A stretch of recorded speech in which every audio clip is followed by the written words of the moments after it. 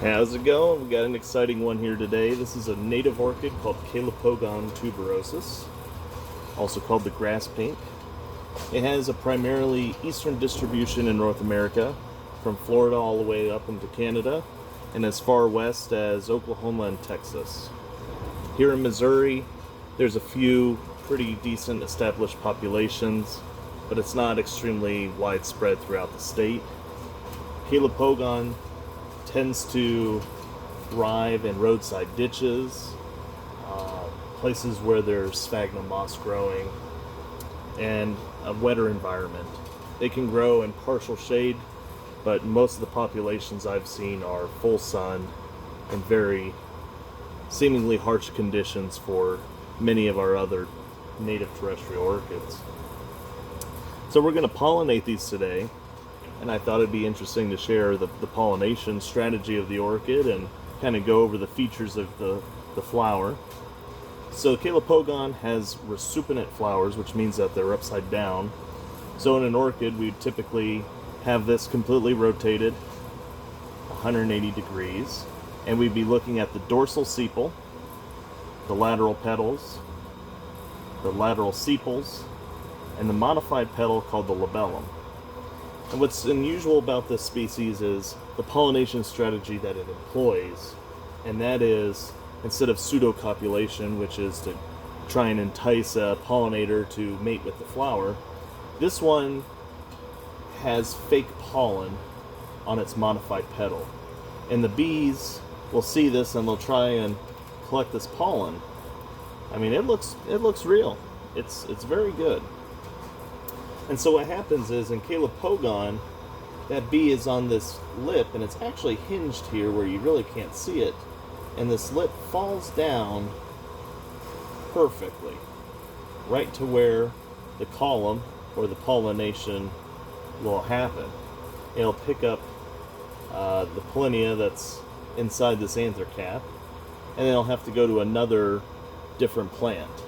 It doesn't seem that Calopogon is receptive to its own pollen. It was unsuccessful here in the greenhouse, and only outcross pollen between two different individuals was successful. So today, this one, we finally timed the blooming between these two, and we are going to outcross this onto here, and then we're going to go ahead and save some pollen for later for the remainder of these flowers, because we'd like to produce a lot more seed. We've had successful germination using what's called the cardboard method, and sowing it on peat moss, putting it on a heated bench that gets misted with all the other seedlings. And it's slow going, but they are germinating and they are growing, so it's working. And we'd like to produce this species and hopefully offer it to some of our conservation jobs and other ecological restoration projects. So I'm going to start with the oldest flower here. We really don't need this labellum in the way, so I'm just going to rip it off, make things a little easier. And as you can see, well, maybe you can't see. It's not focusing. Kind of a pity. It's very hairy, very realistic. It looks just like pollen. So I don't blame the bees for doing this. And wherever these grow, they're typically very successful in colonizing entire areas.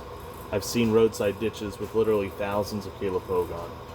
And they also have different colors of the flowers. Some will be white, some will be washed pink, some will be almost bicolored, and they'll range in size, they'll range in intensity of the pinks and purples.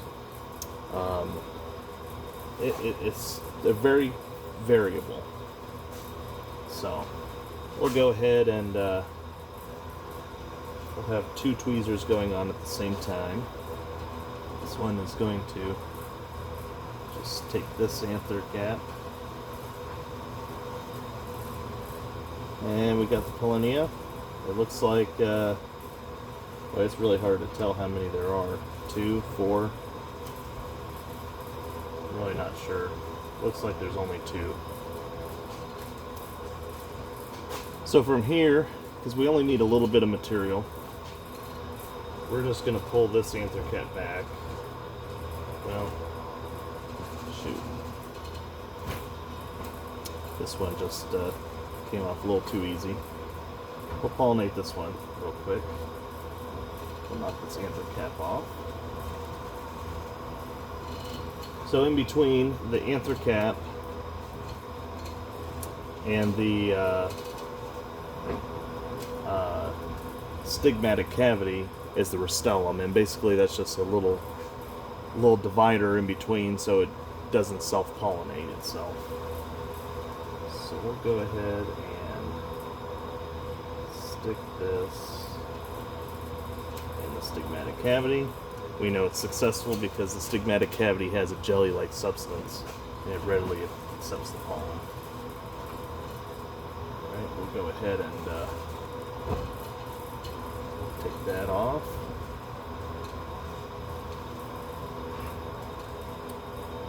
And simply deposit the pollen into stigmatic cavity.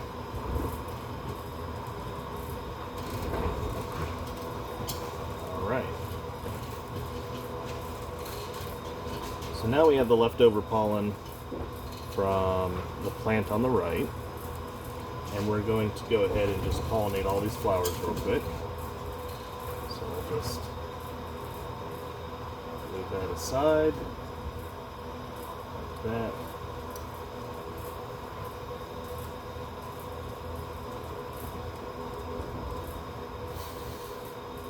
There's a little too much water buildup on this, so we're going to go ahead and absorb some.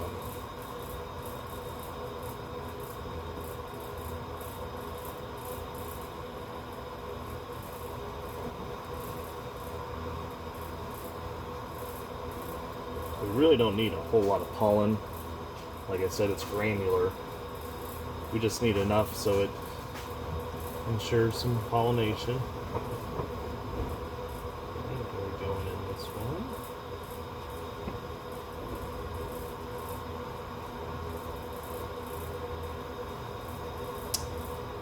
As usual, the stigmatic cavity on this larger one is a lot less receptive than this example on the right. Doesn't have as much gel in it. Alright, I'm gonna remove this lip. Pull the anther cap back. Got the whole thing. And deposit some pollen.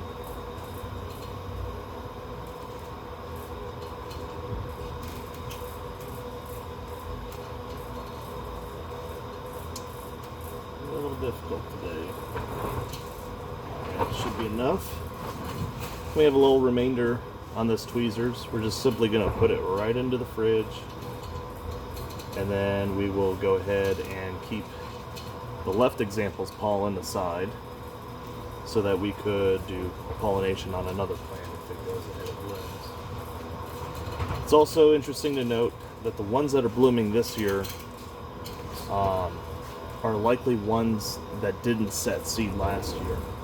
So in these pots, we have multiple plants, and all of them bloomed last year.